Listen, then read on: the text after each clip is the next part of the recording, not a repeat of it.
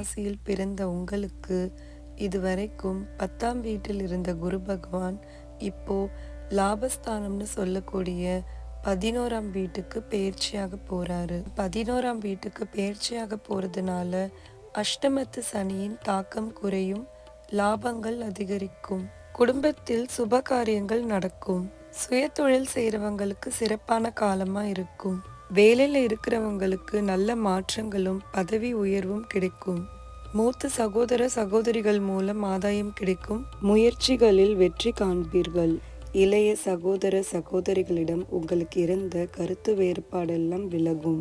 உங்கள் பெயர் புகழ் அந்தஸ்து உயரும், பூர்வீக சொத்தில் இருந்த பிரச்சனை எல்லாம் விலகும், திருமணத்துக்காக காத்துட்டு இருந்தவங்களுக்கு எல்லாம் நல்ல வரன் தேடி வரும், கணவன் மனைவி இடையே இருந்த கருத்து வேறுபாடு எல்லாம் விலகும்,